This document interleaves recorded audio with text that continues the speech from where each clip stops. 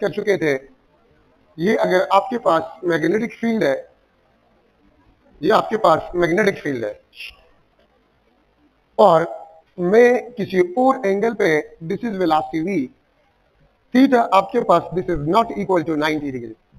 तो अगर मैं इस वेलोसिटी को रिजॉल्व कर लूं इनटू टू कंपोनेंट्स, तो ये आपके पास Vx होगा और ये आपके पास क्या होगा, Vy होगा। ठीक है, ये Vx आपके पास है, ये Vx आपके पास जो है ये हॉरिजॉन्टल मोशन करवाएगा इस चार्ज पार्टिकल को और Vy आपके पास ये सर्कुलर मोशन। तो थीटा अगर आपके पास 90 ना हो, the charge will move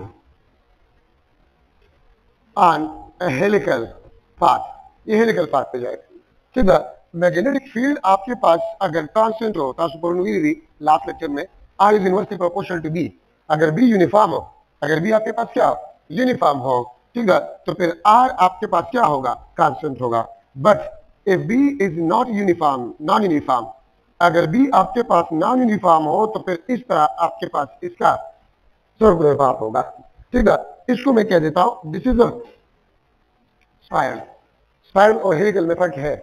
ठीक है, हेलिकल में the radius of each turn will be constant और स्पाइरल आपके पास है, इसमें से रेडियस में may not be constant. Helical को आप स्पाइरल कह सकते हैं, लेकिन हर एक स्पाइरल को आप हेलिकल नहीं कह सकते। ठीक है, तो ये आपके पास स्पाइरल अगर B आपके पास नॉन यूनिफॉर्म हो, तो अगर आप एक चार्ज पार्टिकल को अदर देन 90 डिग्री पे प्रोजेक्ट करें, so the charge particle will move on a helical path. तो इसको हम बेसिकली क्या कहते हैं, मैग्नेटिक बोटल कहते हैं। मैग्नेटिक बोटल हम इसको कहते हैं। ये चार्ज आपके पास होता है, ये ट्रेप हो जाते हैं यहाँ पर, ठीक है, ये निकलता नहीं है। अच्छा, और आपके बुक में एक वर्ड यूज किया गया है, साइक्लोट्रॉन फ्रीक्वेंसी। हमारे पास दो किस्म के पार्टिकल एक्सेलरेटर होता है, betatron and cyclotron. Betatron and cyclotron.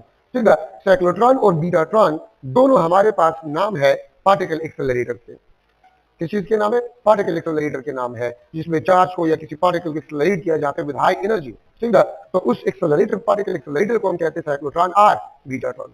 Cyclotron और बीटाट्रॉन हम इसको कहते हैं। ठीक है, बीटाट्रॉन, बीटा उससे हम सिर्फ नेगेटिव चार्जेस को एक्सेलरेट कर सकते हैं और साइक्लोट्रॉन आपके पास हो तो उसमें नेगेटिव या पॉजिटिव को आप एक्सेलरेट कर सकते हैं। तो ये पार्टिकल एक्सेलरेटर का नाम है। ठीक है, अब यहाँ पर मैं लिख लेता हूं the force on charge in a region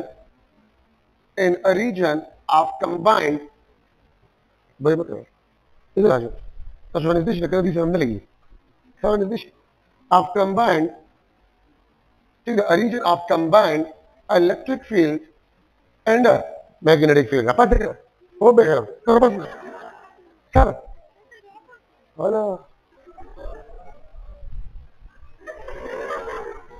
लेकिन शब्द देखिए आप भी इधर आ जाओ, बाबू 10 स्टूडेंट में बैठी अगर तुम डायरेक्ट पाते हो आप लोग अपनी ध्यान नहीं बदमाशों ने की सब दिल जुमा बात करें।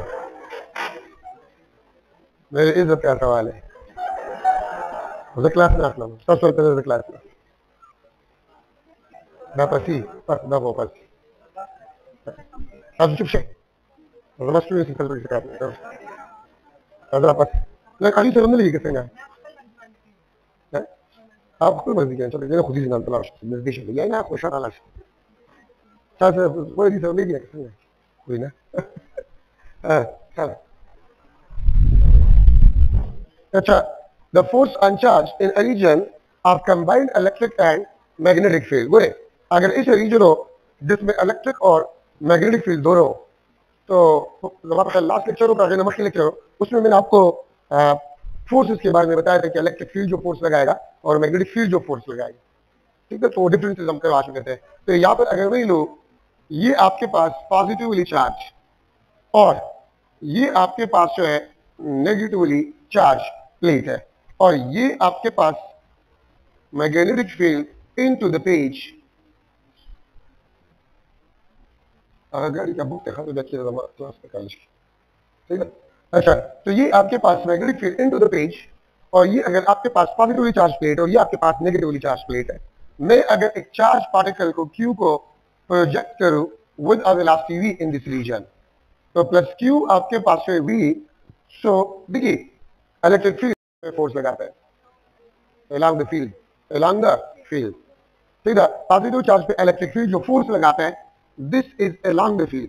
और मैग्नेटिक फील्ड आप पाम रूल इस्तेमाल करें या आप लेमन रूल इस्तेमाल करें, दो बड़े, ठीक है। ये मैग्नेटिक फील्ड, ये वेलोसिटी और ये फोर्स, ठीक है। तो ये आपके पास है, this will be the direction of F B, magnetic force, ठीक है। तो यहाँ पर जो फोर्स होगा, this will be equal to F E plus F B. मैंने वेक्टर सम लिखा, और मैंने वेक्टर सम क्यों लिखा? क्योंकि वेक्टर सम में आपके पास कोई भी एंगल पॉसिबल है, any angle is possible between. ये तो मैंने जो अरेंजमेंट लिया, ये तो मैंने इस तरह लिया कि फोर्सेस की डायरेक्शन अपोजिट है, ठीक है। मैं इस अरेंजमेंट ले सकता हूँ कि फोर्सेस का डायरेक्शन सेम भी हो सकता है, तो यो एंगल भी हो सकता है, इसलिए यहाँ पर हम वेक्टर सम को ले रहे हैं। F is equal to Q E plus Q into V cross B, ठीक है। तो ये भी आपके पास फोर्स है, और इसी फोर्स को हम कहते हैं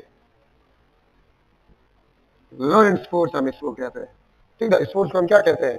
लॉरेंट्ज फोर्स हम कहते हैं, ठीक है। Lorentz force the combined force on a charge particle by electric field and magnetic field, ठीक है। इलेक्ट्रिक और मैग्नेटिक फील्ड चार्ज पार्टिकल पे जो फोर्स लगाता है, तो ये कलेक्टिवली फोर्स कहलाते हैं लॉरेंट्ज फोर्स, लॉरेंट्ज फोर्स, ठीक है। लॉरेंट्ज साइंटिस्ट का नाम है, उसने फॉर द फर्स्ट टाइम इस फोर्स के बारे में बताया था, इसीलिए आज तक उसके नाम से हम इसको याद करते हैं। So this is a Lorentz force. अब यहाँ पर एक और इंपॉर्टेंट टॉपिक है, वेलोसिटी सेलेक्टर, वेलोसिटी सेलेक्टर, ठीक है। वेलोसिटी सेलेक्टर आपके पास है, इसको मैं डिफाइन कर सकता हूं, the arrangement of cross electric field and magnetic field. लेकिन दैट स्टूडेंट वो सीरियस शेखा, वो है तो स्टूडेंट को कम दी, बट आपने कोर्स काफी डिटेल में पढ़ा है, और यकीन करें थोड़ा सा काम अगर आपने किया ना, और थोड़ा सा अपने आपको ठीक किया, मैं लिख के स्टैम्प पेपर पे आपने 10 उंगली आप हाथों के भी रख लेता हूँ और पाँव का भी, ठीक है। तो इंशाल्लाह आप क्वालिफाई करेंगे, ठीक है, अच्छे मार्क्स क्वालिफाई करेंगे। और ये मेरा एक्सपीरियंस है फ्रॉम लास्ट 3 to 4 ईयर्स कि रिपीटर स्टूडेंट्स बहुत ज्यादा होते हैं, क्योंकि रिपीटर इतनी डिटेल में पढ़ लेते हैं यार, वो बदकिस्मत होंगे अगर इसमें रह जाए। ये मेरा 3 to 4 ईयर एक्सपीरियंस है, क्योंकि रिपीटर पहले नहीं था, 2016 से 17-18 से पहले रिपीटर क्लास में नहीं हुआ करते थे, बस एक सेशन से हुआ करता था फ्रेश, जिसमें रिपीटर भी बैठते थे कुछ, और कुछ फ्रेश भी बैठते थे। ये तो अभी 3-4 सालों से जो है रिपीटर सेशन इतना जो है वो शुरू हो गया, तो वही वजह की 3-4 ईयर से मेरा एक्सपीरियंस इतने डिटेल में कर लेता है कि मेजॉरिटी मैक्सिमम रिपीटर ही निकल जाते हैं अच्छे मार्क्स। सुबह हुए बताओ सर खुले मुकर हुआ प्लीज मिस से लगे इंशाल्लाह, और बाकी चीजों का टेस्ट वाले देखिए नो खबर हो गया तो ठीक है कहना नो सही था। अगर टेस्ट ना संडे टेस्ट या देखिए मतलब सबसे प्रैक्टिस बची मतलब में डाले का ना नो संडे टेस्ट हुआ जब रिक्वेस्ट को यो संडे टेस्ट वर्क होता है ना क्यूसी के वर्क होया शर्ट टेंस वर्क होया टेस्ट वर्क है फायदा ला ठीक है सबसे फायदा ही हो मतलब जो डिस्कशन की और तब सुना तो मैं गलतियां नहीं दिया उसी हर टेस्ट का फल पड़ता है पकड़ लगा और पहले ऑब्जर्व करे सब गलती सुनो क्यों आपने करंट सीक्यूज अटेम्प्ट कर ली, क्या गलती आपसे हो गई, सही है ना। तो गलतियां निकालती जाए इंशाल्लाह, मैं गारंटी देता हूँ कि टेस्ट जब नजदीक आया होगा मैक्सिमम गलती आपसे निकल गई होगी, क्योंकि फर्स्ट स्टूडेंट बेचारे एग्जाम में वो टेस्ट नहीं देते, बस उसके पास सिर्फ वही 2 महीने होंगे कम से कम, तो उसमें वो टेस्ट देंगे कि प्रिपरेशन करेंगे, दोनों करेंगे ना, तो उसके लिए मुश्किल होगा। आपके लिए इंतहाई अच्छा मौका है, तो जाहिर है कि वो रखा arrangement of cross electric field and magnetic fields which select some charges to move undeflected। हम तो होकर बस देर लग पाते तुम्हारे ख्याल है पहले बस मुताबिक सरा यो चुप पाते नीचे तो इलेक्ट्रॉनिक्स पाते थे रेक्टिफिकेशन पर देखो खबर कुछ तरह की ना कहीं सही था।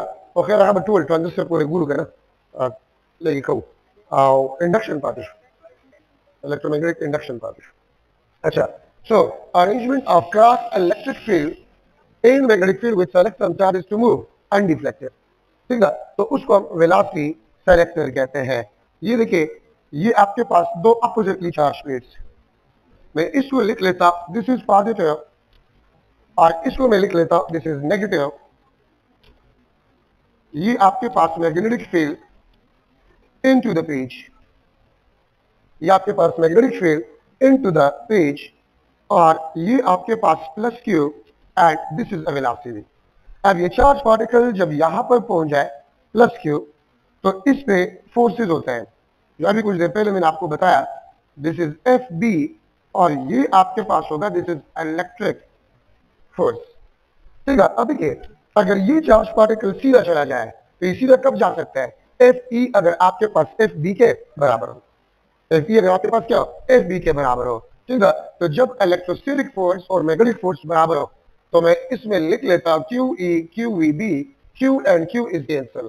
ठीक है, E is equal to v B, या E divided by B is equal to v, E divided by B is equal to V.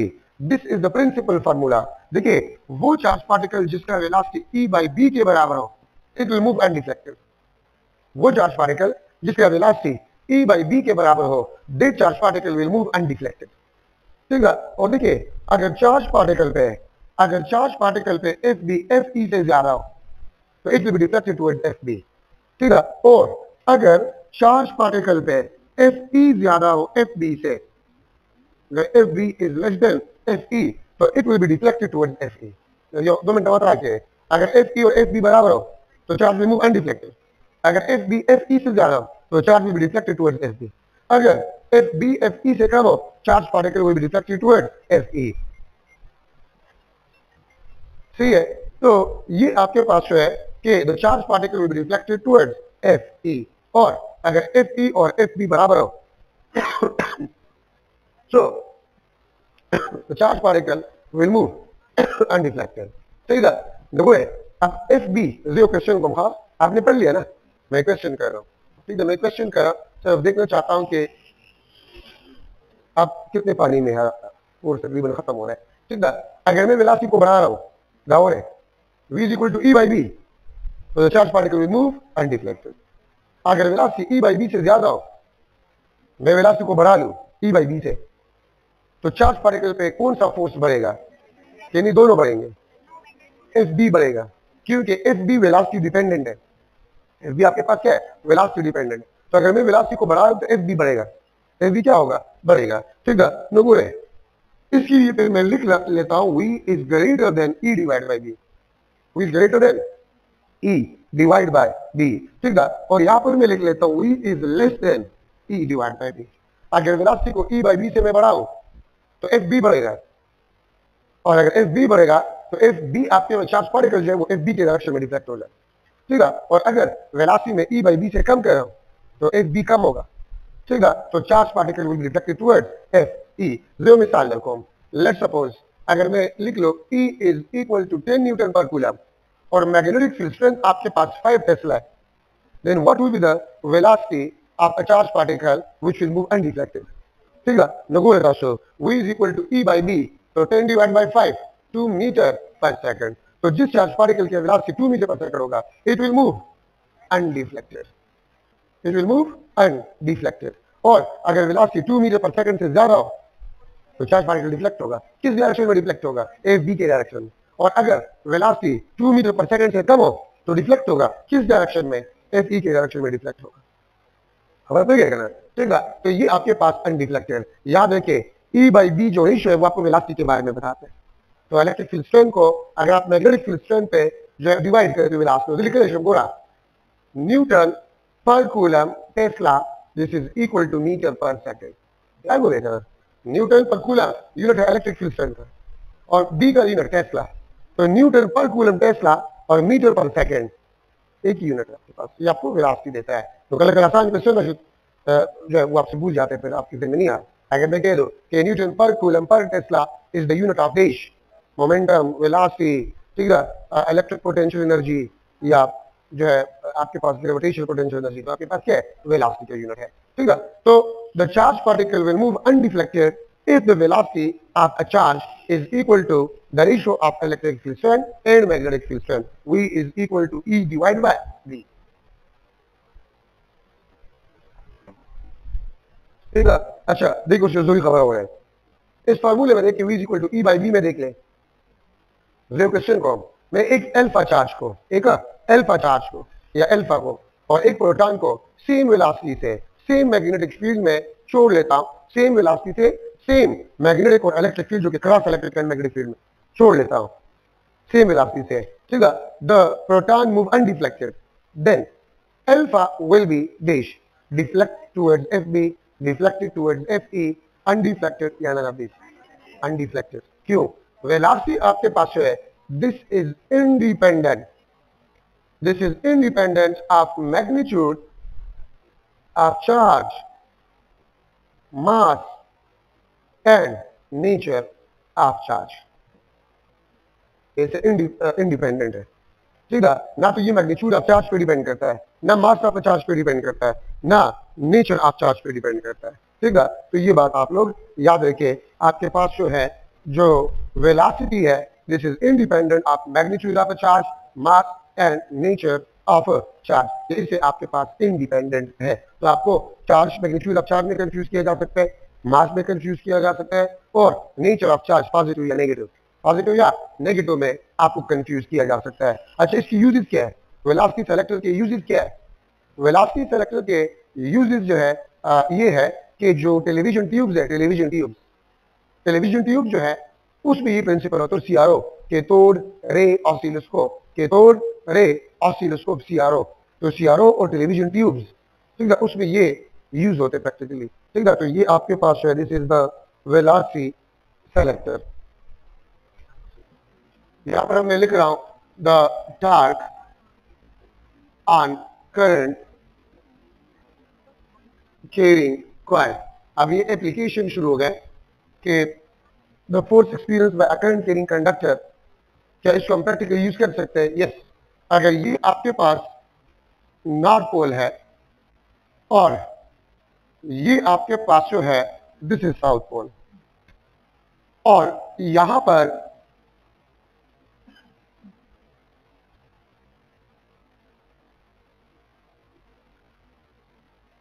ये आपके पास एक कॉइल है, रेक्टेंगुलर कॉइल,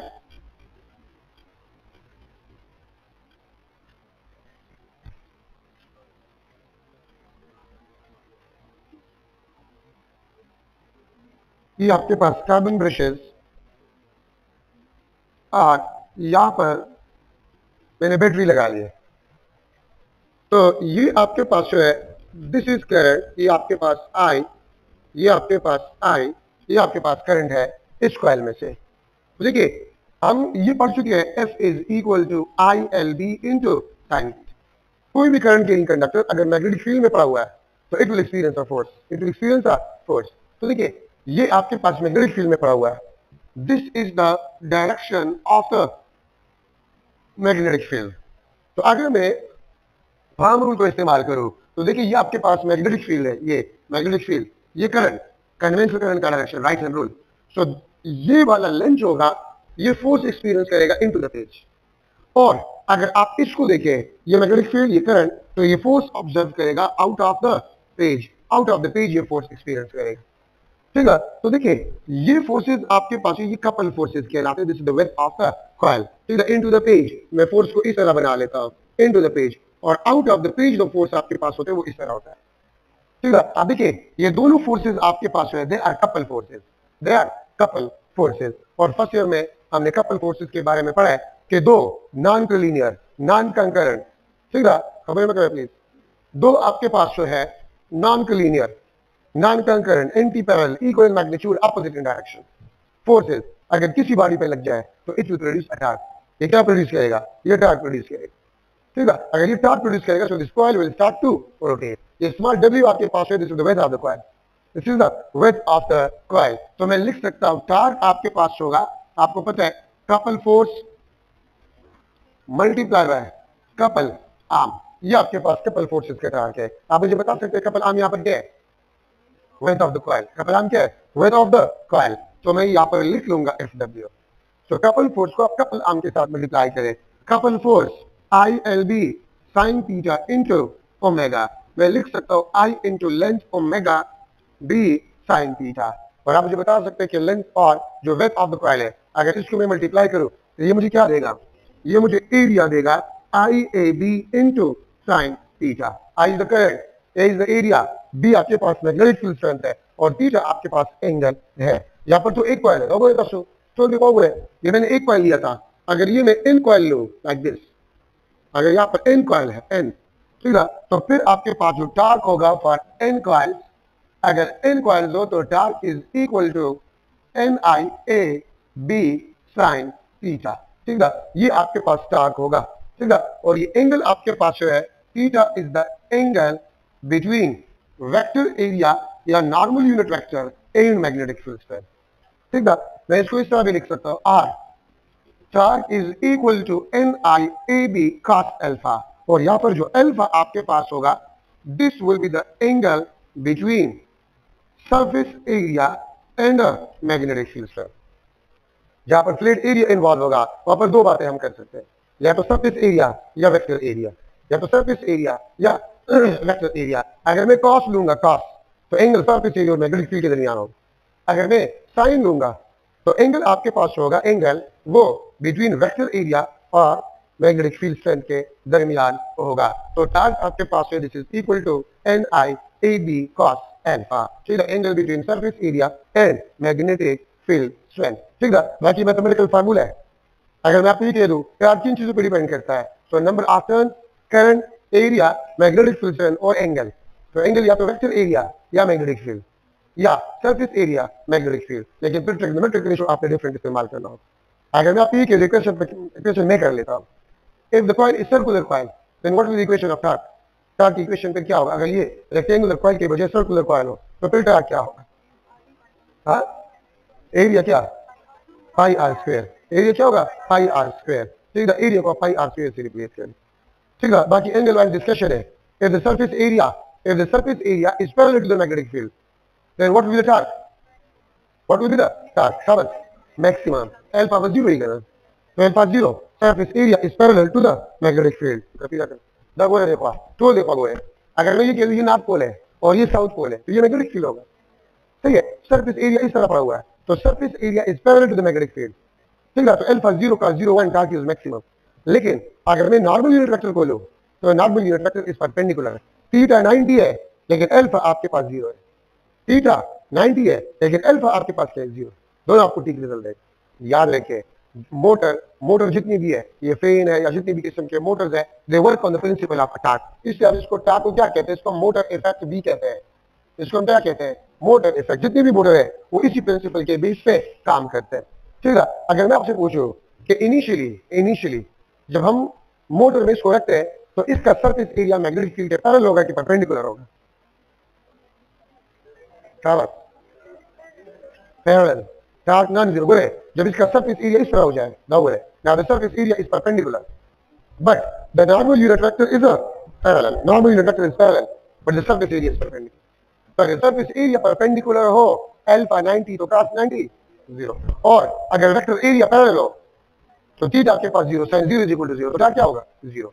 तो जब surface area perpendicular magnetic field का no torque will be produce, no torque will be, zero torque, ये rotate नहीं हो सकता। तो इसलिए इनिशियली मोटर में कॉइल को इस तरह रखा जाता है कि सरफेस एरिया मैग्नेटिक फील्ड की क्या हो, पैरेलल हो। खबर पड़ गया ना? ठीक है, तो ये आपके पास इसमें जरूरी पॉइंट है torque on a current carrying coil. जितनी भी मोटर्स है they work on the principle of torque on a current carrying coil. एक जनरेटर है, जनरेटर क्या करता है, मैकेनिकल एनर्जी को किस चीज में कन्वर्ट करता है, इलेक्ट्रिकल एनर्जी में। और जो मोटर होता है, मोटर वो क्या करता है, वो इलेक्ट्रिकल एनर्जी को मैकेनिकल में कन्वर्ट करता है। ठीक है, तो दोनों का अपोजिट प्रोसेस है। जनरेटर और मोटर वो एक दूसरे के अपोजिट है। ठीक है, मोटर में electrical energy converted into mechanical energy.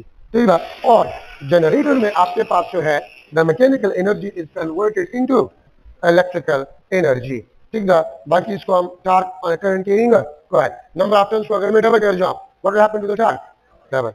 अगर मैं करंट को भी डबल कर जाऊं और एरिया को भी डबल कर जाऊं तो 4 टाइम आपके पास टार्क हो जाए। अगर एरिया को मैं डबल कर जाऊं और नंबर ऑफ टर्न्स को हाफ कर जाऊं the torque will be remain same, the torque will be remain same. ठीक है, तो इस किस्म की क्वेश्चन जो है वो आपसे पूछे जा सकते हैं। ठीक है, अच्छा अब यहाँ पर मैं गैल्वानोमीटर को ले लेता हूं। गैल्वानोमीटर आपके पास the device which can measure small current.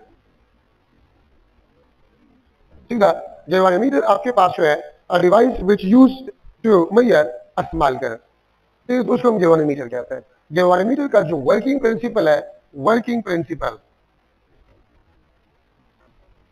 Principle of a galvanometer is torque on a current carrying coil।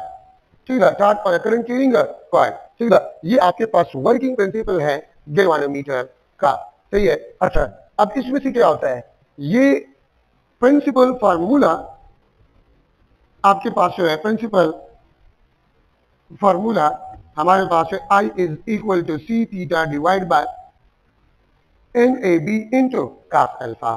दो किस्म के टार्क होते हैं, दो किस्म के टार्क होते हैं। देखिए आपने बुक में आप सर्किट को देख सकते हैं, ये आपके पास एन कॉइल और इसके साथ स्प्रिंग होता है and this is a wire, जैसे हम इसको कनेक्ट करते हैं, ये मैग्नेटिक फील्ड में पड़ा हुआ है, this is a magnetic field, और इसमें से करंट है आपके पास आई, इसमें आपके पास क्या है, दिस इज करंट, ठीक है। अगो ऐसा लगता है पुरुष का सुबह किस तरह वे में इसमें जो टार्क प्रोड्यूस होते हैं कॉइल में, तो वो करंट की वजह से होते हैं, ठीक है। किस चीज की वजह से होते हैं, करंट की वजह से होता है। इसके साथ एक स्प्रिंग अटैच होता है, this is a spring. Mass spring system, ये आपके पास mass spring system, mass spring system में अगर आप फोर्स लगा रहे हैं मास स्प्रिंग सिस्टम पे, ये आपके पास मास एम, और अगर आप फोर्स अप्लाई करें, this is the applied force, this is the applied force, तो इसमें आपके पास जो है रिस्टोरिंग फोर्स प्रोड्यूस हो जाएगी। क्या प्रोड्यूस हो जाएगा, रिस्टोरिंग फोर्स प्रोड्यूस हो जाएगा, ठीक है। और आप लोगों को अगर याद है तो आप लोगों ने पढ़ा है कि restoring force is directly proportional to the displacement. याद नहीं करना, जल्दी मुझे बताएं कि फोर्स का रोटेशनल एनालॉग क्या होता है, यार क्या होता है। तो यहाँ पर देखिए, यहाँ पर जो रिस्टोरिंग टार्क होता है, रिस्टोरिंग फोर्स के बजाय रिस्टोरिंग टार्क, और लीनियर डिस्प्लेसमेंट का एनालॉग क्या है, angular displacement, so this is directly proportional to. तो याद रखिए दो टार्क यहाँ पर होते हैं, एक तो करंट की वजह से टार्क होता है, तो समझ लास्ट हुए, ये कॉइल है और इसके साथ स्प्रिंग अटैच है, तो कॉइल में करंट है, करंट की वजह से रोटेट होगा, तो वो अपने साथ स्प्रिंग को भी ट्विस्ट करेगा, स्प्रिंग इसी के साथ अटैच है ना, ये अपने साथ स्प्रिंग को भी ट्विस्ट करेगा, ठीक है। तो इसमें रिस्टोरिंग टार्क प्रोड्यूस होगा, and the restoring torque will be directly proportional to the angular displacement, restoring torque will be directly proportional to the angular displacement, ठीक है। और यहाँ पर मैं लिख लेता हूँ, this is equal to C theta, this is equal to C theta. C आपके पास है, this is the restoring torque per unit twist, इसको हम क्या कहते हैं, the restoring torque per unit twist, this is the restoring torque per unit twist, और इसको हम कहते हैं दिस इज अ टॉर्जन, या इसको हम कपल कांस्टेंट कहते हैं, टॉर्जन और कपल कांस्टेंट हम इसको कहते हैं, और इसका डेफिनेशन ये है the restoring torque per unit twist या the torque per unit twist, इसको हम कपल या टॉर्जन कांस्टेंट कहते हैं, ठीक है। तो यहाँ पर ये किस चीज को रिप्रेजेंट करते हैं, मैंने आपको बता दिया, restoring torque per unit twist को ये रिप्रेजेंट करता है। और साथ याद हमने ये पढ़ा था ना कि रिस्टोरिंग फोर्स आपके पास होते हैं वो हमेशा अप्लाइड फोर्स के बराबर होते हैं डायरेक्शन में, लेकिन मैग्नीट्यूड में। अब यहाँ पर अप्लाइड फोर्स की वजह क्या है, यहाँ पर अप्लाइड फोर्स की वजह क्या है, करंट की वजह से टार्क, ठीक है। और रिस्टोरिंग फोर्स की वजह क्या है, रिस्टोरिंग टार्क, ठीक है। तो ये फार्मूला डिराइव किया गया है इससे कि T I is equal to the restoring torque, current की वजह से टार्क और रिस्टोरिंग टार्क जो है वो मैग्नीट्यूड में बराबर होंगे, लेकिन डायरेक्शन में क्या होंगे, अपोजिट,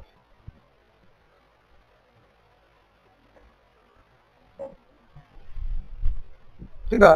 तो T I is equal to restoring torque, इसमें N I A B cos alpha, इसमें सी टी से फार्मूला आएगा, पता हुआ था, so C divide by N A B cos alpha. अच्छा, मैग्नेट किस शेप का होता है, मैग्नेट किस शेप का होता है, कनकेव शेप का होता है, और कनकेव शेप क्यों लिया जाता है, alpha is equal to 0 in some range, तो कॉस अल्फा किस चीज के बराबर हो जाएगा, 1।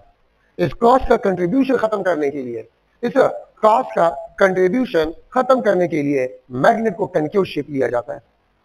क्यों, मैग्नेट को अगर हम कनकेव शेप ले तो एक रेंज में मैग्नेटिक फील्ड वो पैरेलल होगा surface area of the coil, surface area of the coil, ठीक है। कैसे तो लगो कहमा, ये देखिए, ये जब मैं एक कनकेव शेप मैग्नेट, पहले मैंने एक सर्कल बनाया और फिर ये आपके पास नॉर्थ पोल और ये आपके पास साउथ पोल है, ये नॉर्थ पोल और ये साउथ पोल है, ठीक है। और यहाँ पर अगर आप मैग्नेटिक फील्ड को देख लें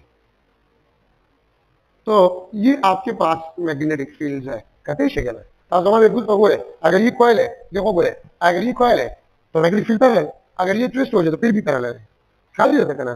तो इसको कनकेव शेप का बनाया जाता है ताकि मैग्नेटिक फील्ड सरफेस एरिया के पैरेलल हो इन सम रेंज, तो इस टास्क का कंट्रीब्यूशन क्या हो जाएगा, खत्म हो जाएगा। तो C theta divide by N A B, ठीक है, और टास्क आपके पास 1 हो जाएगा। अच्छा, ये C divide by N A B आपके पास है, सी भी कांस्टेंट है, नंबर ऑफ टर्न्स भी कांस्टेंट है, एरिया भी कांस्टेंट है और मैग्नेटिक स्ट्रेंथ भी कांस्टेंट है।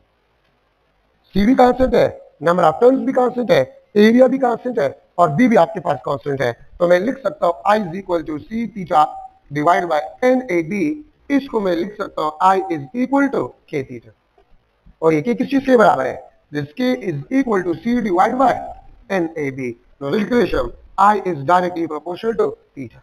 तो मतलब दर्शकों कि गैल्वानोमीटर में हम जो कॉइल इस्तेमाल करते हैं वो जितना ट्विस्ट करेगा, रोटेट होगा तो एंगल थीटा, वो हमें किस चीज के बारे में बताएगा, वो हमें करंट के बारे में बताएगा। तो थीटा ट्विस्ट के बेस पे हम करंट के बारे में जो है वो डिस्कस करते हैं। थीटा ट्विस्ट के बेस पे हम करंट को मालूम करते हैं। देखो जब कॉइल से करंट पास होगा, जब कॉइल से करंट पास होगा तो कॉइल ट्विस्ट होगा ना, रोटेट होगा ना, ठीक है, थीटा एंगल से रोटेट होगा। तो जितना मैग्नीट्यूड थीटा का होगा वो हमें किस चीज के बारे में बताएगा, वो हमें करंट के बारे में बताएगा। तो I is directly proportional to theta. Theta के बेस पे करंट को मालूम किया जाता है गैल्वानोमीटर में। हमारा क्या करना, हम डिवाइस क्यों बनाते हैं, हम डिवाइस इसलिए बनाते हैं ताकि हमें बार बार कैलकुलेशन ना करना पड़े। जो हम देख रहे थे डिवाइस को मुझे रिजल्ट दे रहे, ठीक है। अब अगर आप करंट को मालूम करेंगे तो करंट आप किस तरह मालूम करेंगे, V S divide by R. Source का पोटेंशियल क्या होगा, रेजिस्टेंस ऑफ द कॉइल क्या होगा, ठीक है, इसमें पुट करके मैं करंट मालूम करूंगा या सर्किट का रेजिस्टेंस क्या होगा। तो बजाय इसके कि मैं बार बार करंट को कैलकुलेट करूं, क्यों ना मैं एक डिवाइस बना लूं, वो डिवाइस अगर मैं सर्किट में लगा लूं तो मुझे वो वैल्यू दे देगा। तो इसके लिए डिवाइसेस को बनाए जाते हैं। I is directly proportional to theta. Theta जितना ज्यादा होगा, ट्विस्ट जितना ज्यादा होगा, करंट ज्यादा होगा। थीटा जितना कम होगा, करंट आपके पास क्या होगा, कम होगा। तो थीटा ट्विस्ट के बेस पे हम करंट को मालूम करते हैं इन galvanometer. So torque for a current carrying coil, this is the principle of a galvanometer. अच्छा, अब इसमें जो जरूरी पॉइंट ये है कि I is directly proportional to theta. या हमें करंट मेजर करते हैं, स्मॉल करंट मेजर करता है। हाँ, हम इसे लार्ज करंट को मेजर नहीं कर सकते, हम इसे स्मॉल करंट को मेजर कर सकते हैं। लार्ज करंट को अगर मेजर करना चाहते हैं गैल्वानोमीटर से तो फिर इसको हमने कन्वर्ट करना होगा इनटू एमीटर, ठीक है। तो ये बताया अच्छा तरीका से। इसमें जरूरी point MCQs point of view के मुताबिक है सेंसिटिविटी, सेंसिटिविटी ऑफ गैल्वानोमीटर। तो सेंसिटिविटी ऑफ गैल्वानोमीटर को मैं एस से रिप्रेजेंट कर लेता, थीटा डिवाइड बाय आई, ठीक है। स्मॉल करंट मोर डिफ्लेक्शन, स्मॉल करंट मोर deflection means more sensitivity. Small current मोर डिफ्लेक्शन मींस मोर सेंसिटिविटी, ठीक है। तो ये सेंसिटिविटी का फार्मूला है। या दूसरा डिफिनीशन ये है, the twist per unit current, the twist per unit of current, this is equal to a sensitivity of a galvanometer। अगू रहता सुना फार्मूला में याद है, I is equal to K theta से निकले। हाँ, अच्छा, अगर मैं इसको लिख लूं 1 over K is equal to theta divided by I, 1 divided by K is equal to theta divided by I, और the K value वहां पर अभी भी लिखा हुआ है, कहां पर लिखा, C divided by NAB। नगोरे C divided by NAB, this is equal to theta divided by I, which is equal to S, which is equal to S sensitivity। Relation NAB divided by C. This is the formula for the sensitivity of a galvanometer। और याद करते हैं the MCQ points के बच्चे। Sensitivity is directly proportional to the number of turns, sensitivity is directly proportional to area, sensitivity is directly proportional to magnetic field strength, and sensitivity आपके पास है, this is inversely proportional to C। Sensitivity is directly proportional to the number of turns, sensitivity आपके पास है directly proportional to area, sensitivity is directly proportional to B, sensitivity is inversely proportional to C, ठीक है। देखो अगर number of turns को मैं double कर जाऊं तो सेंसिटिविटी विल बी डबल, अगर नंबर ऑफ टर्न्स को मैं हाफ कर जाऊं तो सेंसिटिविटी आपके पास क्या होगा, वो हाफ हो जाए, ठीक है। तो ये एमसीक्यूज के लिए इंपॉर्टेंट है। अच्छा, this is the important concept for MCQs कि सेंसिटिविटी को आप कितने तरीकों से बढ़ा सकते हैं। Sensitivity depends upon the number of turns, area, magnetic field strength and C. C is a couple constant या torsion constant। और याद रखिए couple constant या torsion constant आपके पास जो है वो भी लेंथ और एरिया ऑफ स्प्रिंग पे डिपेंड करता है। C आपके पास inversely proportional to the length of spring, length of spring.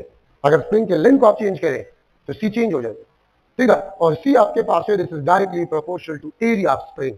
एक तो एरिया ऑफ कॉइल होता है, एक एरिया और लेंथ ऑफ स्प्रिंग, ठीक है। तो अगर मैं नंबर ऑफ टर्न्स को डबल कर जाऊं सेंसिटिविटी विल बी डबल। ठीक है, अब देखिए इसमें मैं इस किस्म की क्वेश्चंस भी बना सकता हूं। मेरे पास G1 है, G1 गैल्वेनोमीटर है, ठीक है, और G1 गैल्वेनोमीटर से मैंने 30 मिली एम्पेयर करंट पास किया, तो इसने मुझे 30 डिवीजन डिफ्लेक्शन दिया। ठीक है, 30 डिवीजन डिफ्लेक्शन इसने मुझे दिया। आपने गैल्वेनोमीटर पे ये नोट किया होगा, गैल्वेनोमीटर हम करते 0 1 2 3 4 5 1 2 3 4 5, दिस इज 10 1 2 3 4 5, हम करते लिखना, और लास्ट में यहाँ पर आपके पास क्या होता है 30। ठीक है, ये आपका गैल्वेनोमीटर होता है, 30 डिवीजन इसमें होता है। तो G1 आपके पास, दैट इज सपोज को कहा, let suppose let I 30 milli ampere और 30 डिवीजन डिफ्लेक्शन, नो मतलब दैट्स 1 डिवीजन में तो सुना करंट खाली 1 मिली एम्पेयर। अच्छा, अब G2 गैल्वेनोमीटर है, G2 गैल्वेनोमीटर, G2 गैल्वेनोमीटर से जब मैंने 30 मिली एम्पेयर करंट को पास किया, तो इसने मुझे 15 डिवीजन डिफ्लेक्शन दिया। इसने मुझे क्या दिया, या 10 रुपए डिवीजन में 30 वाक लो, थीटा मैं 30 डिवीजन ही ले लेता हूं, और इसको मैं लिख लेता हूं 15 मिली एम्पेयर, 15 मिली एम्पेयर। ठीक है, तो जाकर 15 मिली एम्पेयर करंट अगर मैं पास करूं इससे, तो इसने मुझे कितना डिवीजन दिया, 30 डिवीजन दिया। तो इसका मतलब आपके पास है कि 1 डिवीजन कितना करंट, 1 डिवीजन 15 मिली एम्पेयर 30, तो 30 का 15 पे डिवाइड करें, सॉरी 15 को 30 पे डिवाइड करें। ठीक है, लोगों ने अब 15 मिली एम्पेयर 30 डिवीजन डिफ्लेक्शन, तो 15 मल्टीप्लाई बाय 2, 15 मल्टीप्लाई बाय 2 30, तो इसका मतलब है कि 1 division is a 2 milli ampere, 1 division is a 2 milli ampere. 15 को यहाँ पर 30 डिवीजन डिफ्लेक्शन है, तो 15 को मैं किस नंबर के साथ मल्टीप्लाई करूं कि ये मुझे 30 डिवीजन दे दे, तो 2 मिली एम्पेयर 1 डिवीजन करंट हमें शो करे। अगो है 0 के बाद ये फर्स्ट डिवीजन है, देखो ये मुझे क्या शो करे कि 1 डिवीजन किस चीज के बराबर है, और ये 1 डिवीजन, इसका मतलब ये है कि ये 2 मिली एम्पेयर से कम मेजरमेंट नहीं कर सकता, लेकिन ये 1 मिली एम्पेयर, तो सब ख्याल है क्या ये गैल्वेनोमीटर क्या 1 मिली एम्पेयर मेजर कर सकता है, तो इसका मतलब दिस इज मोर सेंसिटिव। ये आपको स्मार्ट पूरा मसान कम सेंसिटिव गैल्वेनोमीटर का मतलब होता है which can major smallest current, means more sensitive. जो स्मॉल से स्मॉल करंट को भी मेजर कर सके means more sensitive, more sensitive. इसका 1 डिवीजन 2 मिली एम्पेयर है और इसका 1 डिवीजन 1 मिली एम्पेयर है, तो ये 1 मिली एम्पेयर मेजर नहीं कर सकता, लेकिन ये 1 मिली एम्पेयर भी मेजर कर सकता है 1 division, so this is more sensitive, this is more sensitive. ठीक है, सो सेंसिटिविटी को आप किस तरह बढ़ा सकते हैं वो मैंने आपको बता दिया, number of turns, area, magnetic field strength.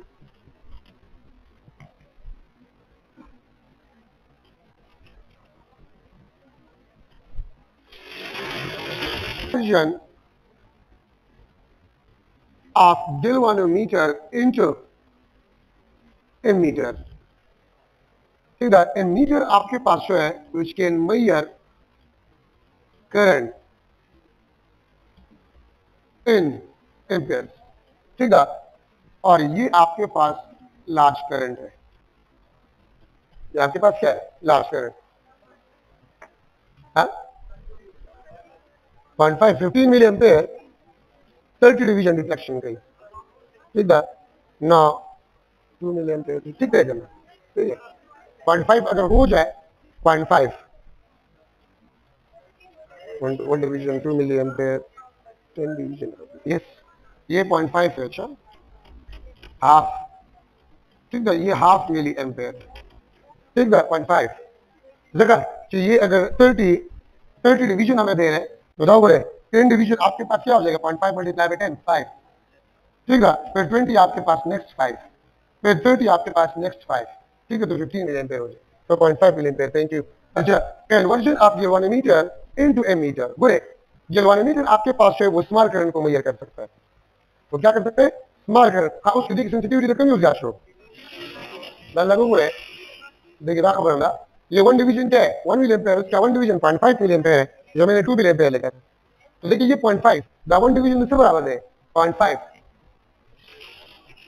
ये 1 डिवीजन किस चीज के बराबर है 0.5 इसके लिए, और इसके लिए 1 डिवीजन, तो वो 1 मिली एम्पेयर मेजर कोशिश, और ये 0.5 मिली एम्पेयर, तो ये स्मॉल करंट मेजर कर सकता है, सो दिस इज मोर सेंसिटिव। आपके पास क्या होगा मोर सेंसिटिव आपके पास जी, फॉर्मूले मुताबिक अगर फॉर्मूले तो आपको लेने डिवीजन का बेस के ये डिवीजन और इस करंट को देखकर आपने करना है। कितने डिवीजन है? 30, तो इसके मुताबिक से आपने करना है, उसके मुताबिक से। अच्छा, conversion of galvanometer into ammeter connecting shunt resistance. ठीक है, और शंट रेजिस्टेंस आपके पास क्या होता है? Small resistance in parallel with galvanometer. अगर आप गैल्वेनोमीटर के साथ शंट रेजिस्टेंस लगाए पैरेलल में, तो ये इस गैल्वेनोमीटर को कन्वर्ट कर लेगा। इन दोनों का कॉम्बिनेशन आपके पास है, इन दोनों का कॉम्बिनेशन, इसको हम क्या कहेंगे? एमीटर। ठीक है, अगर आप शंट रेजिस्टेंस को पैरेलल में लगा लें विद अ गैल्वेनोमीटर, तो ये शंट रेजिस्टेंस गैल्वेनोमीटर को कन्वर्ट कर जाएगा इनटू एमीटर। वो है खास सब याद है कि पहले के इशारा से यहां से करंट आई आ है, तो यहां पर आकर करंट डिवाइड हो जाएगा, ये आई जी हो जाएगा और ये आई एस हो जाएगा। अच्छा, और आई एस किस चीज के बराबर होगा? आई माइनस आई जी। ख्याल बोलेगा ना। अच्छा, आप लोगों ने पढ़ा पैरेलल कॉम्बिनेशन में I is inversely proportional to R. याद है तो देखो बहुत यानी कि I is inversely proportional to are.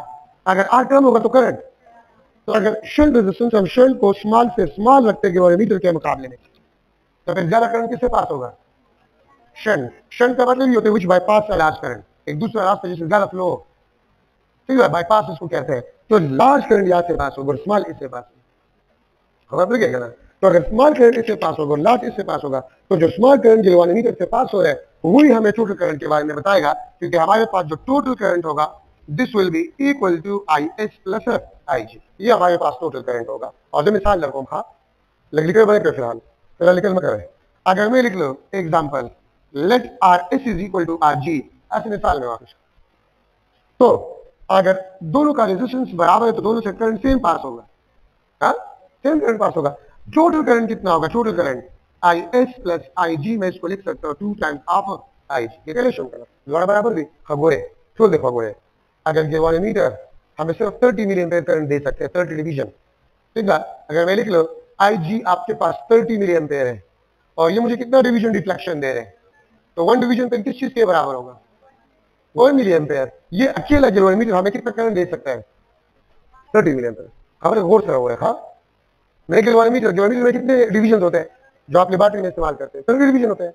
अच्छा, अगर 30 डिवीजन होते हैं गैल्वेनोमीटर में और वो हमें 30 मिली एम्पीयर करंट, मैं 30 मिली एम्पीयर करंट पास कर लेता हूँ, मुझे 30 डिवीजन दे देता है, तो 1 डिवीजन ये गैल्वेनोमीटर अकेला करंट मेजर कर सकते हैं। हाँ, अगर आप 30 मिली एम्पीयर से ज्यादा करंट पास करें तो गैल्वेनोमीटर आउट ऑफ रेंज हो जाएगा, वो स्केल से वो 30 से गिर जाएगा, फिर हम कहते हैं गैल्वेनोमीटर आउट ऑफ रेंज हो गया, मतलब ये गलत, अब ये करंट हमें नहीं देगा, गलत करंट अभी हमें देगा। ठीक है, तो हमें ये 30 मिली एम्पीयर करंट दे सकते, ज्यादा नहीं।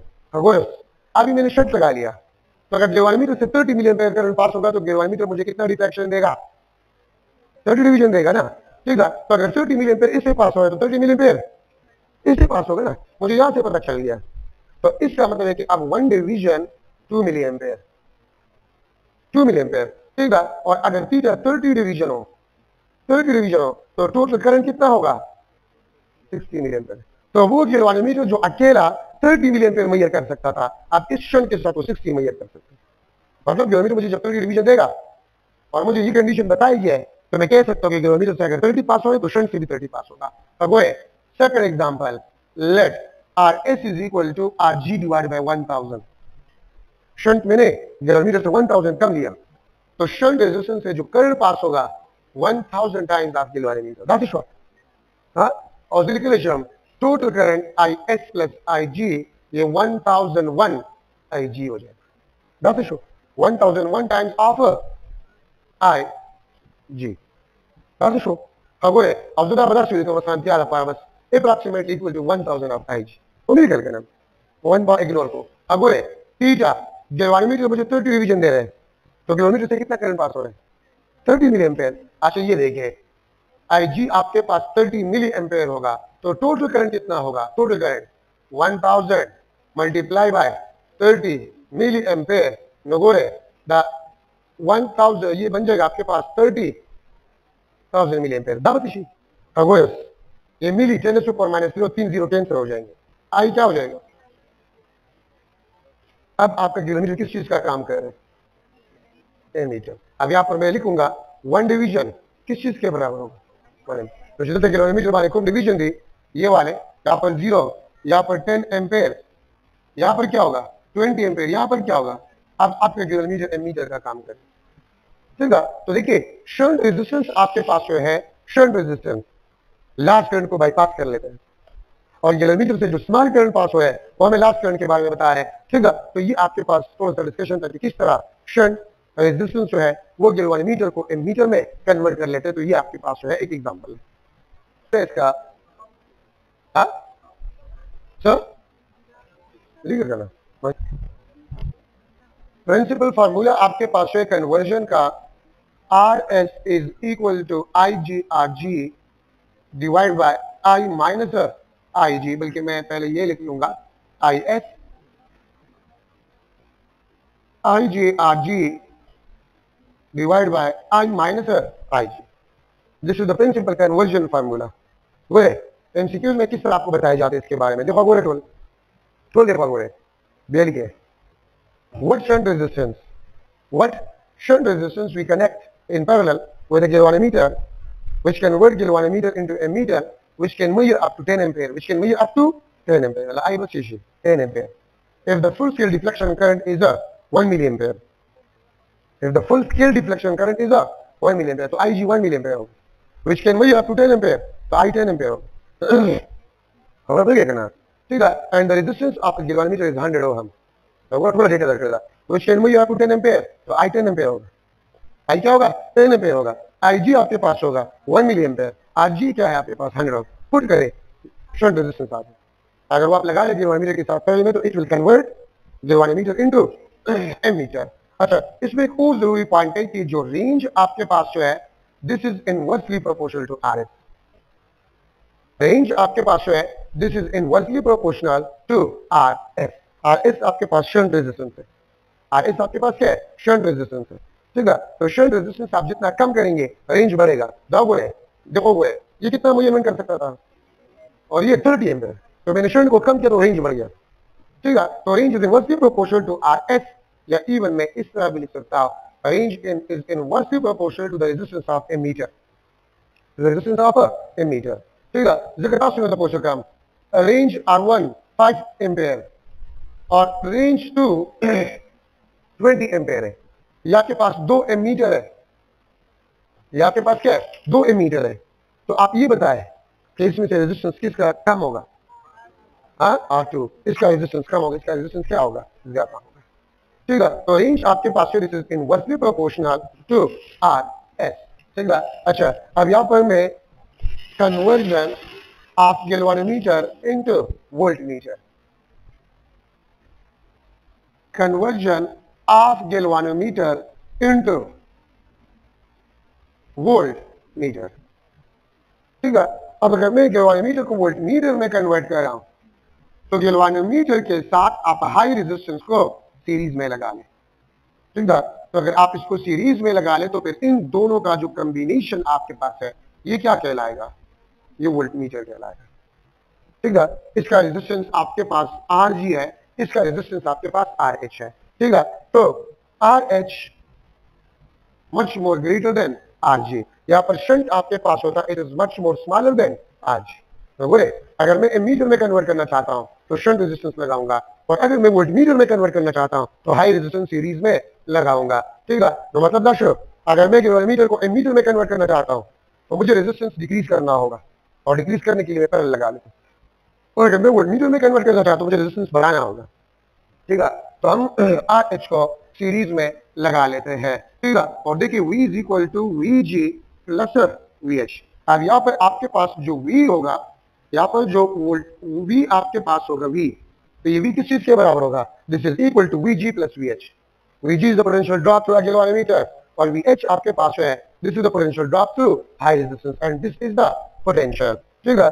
अब प्रिंसिपल फार्मूला आपके पास है, प्रिंसिपल फार्मूला आपके पास है RH this is equal to V is equal to IR VG, formula को मत याद ना तो जबरदस्त से बिल्कुल V divide by V divide by IG minus RG, ठीक है, तो ये आपके पास आर एच का फार्मूला है, conversion principle conversion formula V divide by I G minus R G. ठीक है, ये आपके पास आर एच आ जाएगा। ठीक है, तो देखिए गैल्वानोमीटर आपके पास जो है कन्वर्जन, ये एग्जांपल देखो खड़ा होकर पेश है। टोटल रेजिस्टेंस किस चीज के बराबर होगा? R G plus R H. Let suppose ये आपके पास 1000 ओम है, मैंने इन दोनों को सम किया। ठीक है, R G plus R H में इन दोनों को सम किया 1000 है। लेट सपोज ये 100 ओम है और ये क्या है 900 ओम है, तो दोनों का सम क्या है 1000 ओम आया। अच्छा, V is equal to I G into R T, V is equal to I G into R T. ठीक है, अच्छा इसको आप देखें, ये आपके पास 1000 ओम और आर टी आपके पास है टोटल, आई जी आपके पास 30 मिली एम्पेयर और आर टी आपके पास क्या है, दिस इज 1000 ओम। तो दो मतलब शीशी 30,000 milli ampere ohm, that's the sheet. ठीक है, अच्छा देखिए ये आपके पास मिली और 3 जीरो के, V is equal to 30 ampere ohm और इसको हम कहते हैं 30 वोल्ट। क्या कहते हैं 30 वोल्ट। अच्छा मैंने यहाँ पर करंट कितना लिया है, तो इसका मतलब है 1 डिवीजन। अब अगर यहाँ पर आप देखें 1 division deflection 1 milli ampere current और 1 मिली एम्पेयर करंट आपको कितना वोल्टेज देगा 1 वोल्ट। ठीक है, तो आप देख सकते हैं यहाँ पर आपका गैल्वानोमीटर है 0, यहाँ पर इसके साथ आप लिख लें 10V, यहाँ पर इसके साथ आप लिख लें 20V, यहाँ पर इसके साथ आप लिख लें 30V। ठीक है, तो अब आपका गैल्वानोमीटर जो है वो किस चीज का काम करे, वो वोल्टमीटर का काम करे। ठीक है, बोले बदला के वो लिखे what high resistance we collect in series with a galvanometer which convert the experimental machinery ठीक है। अच्छा, तो what high resistance we connect in series with galvanometer which convert galvanometer into voltmeter which can measure up to 10 volt, which can measure up to 10 volt. If the full scale deflection current, if the full scale deflection current is 1 milliampere या 5 milliampere या 10 milliampere, तो ये full scale deflection current and the resistance of the galvanometer is 100 ohm, put करे आपके पास resistance आ जाए।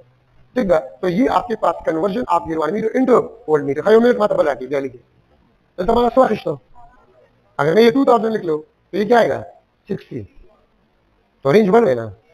अच्छा मैं अगर 3 लो 90, तो मैं यहाँ पर लिख लूंगा, ये जरूरी है, रेंज आपके पास है this is directly proportional to the resistance of a voltmeter, या रेंज आपके पास है this is directly proportional to RH.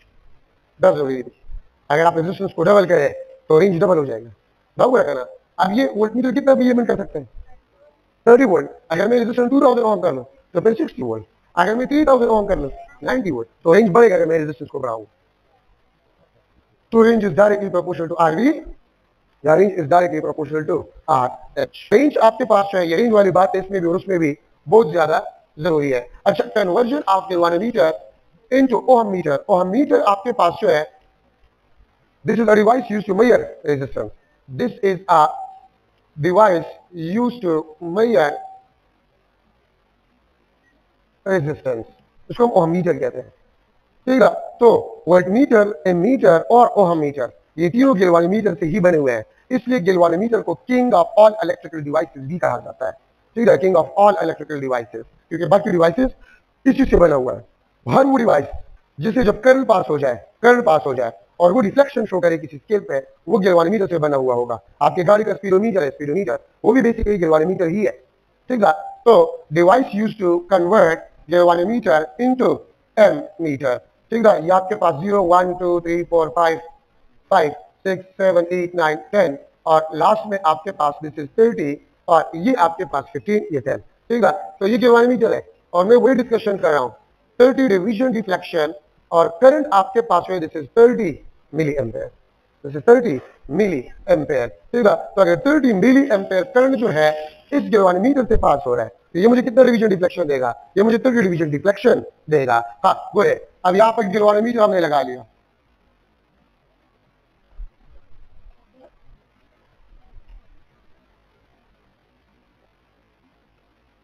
Variable resistor RH,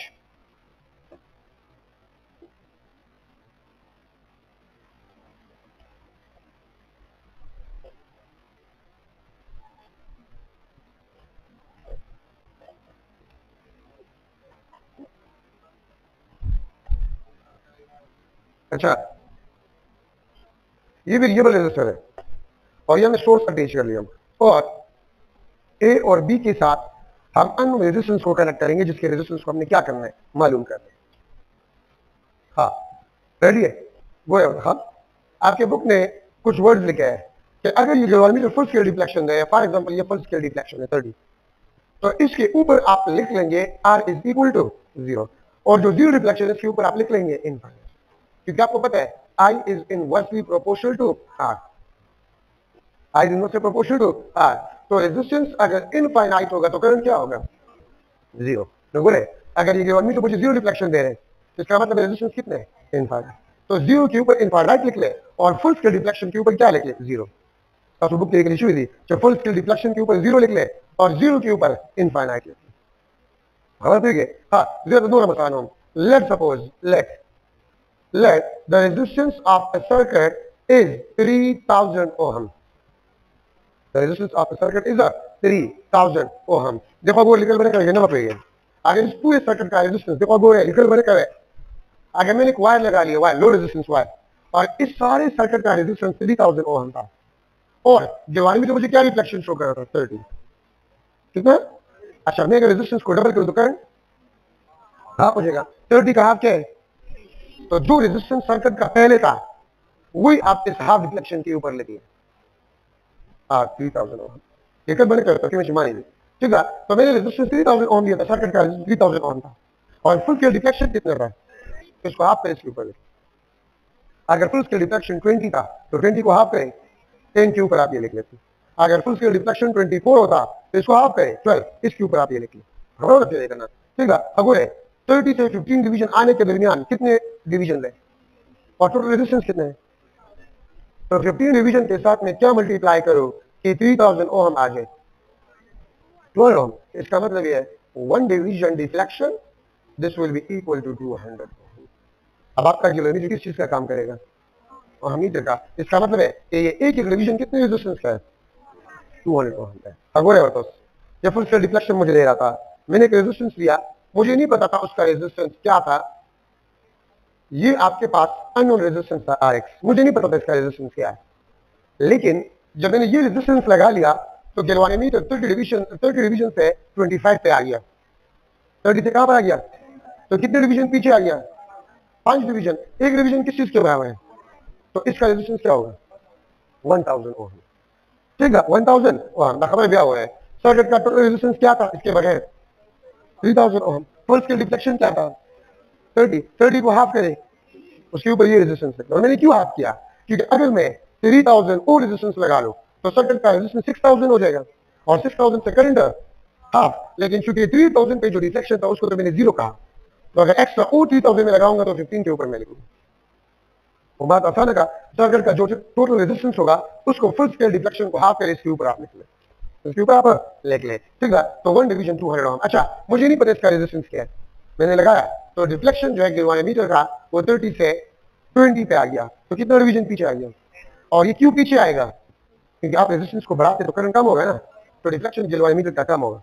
let's suppose 30 से 20 डिवीजन पे आ गया तो कितना डिवीजन पीछे, 10 डिवीजन। 1 डिवीजन किस चीज के बराबर है, तो 10 मल्टीप्लाई बाय 2 2000 ओम, इसका रेजिस्टेंस 2000 ओम होगा, अननोन रेजिस्टेंस 2000 ओम। मैंने अननोन रेजिस्टेंस लगाया लेकिन डिफ्लेक्शन 30 से 24 पे आया तो कितना डिवीजन पीछे आया, 4 डिवीजन, 24 पे 6 डिवीजन आया, 6 डिवीजन पीछे आया, तो 6 डिवीजन 1 डिवीजन 200, 6 टू दा इसका 1200 ओम रेजिस्टेंस होगा। अब इस गैल्वेनोमीटर से आप अननोन रेजिस्टेंस को मालूम कर सकते हैं।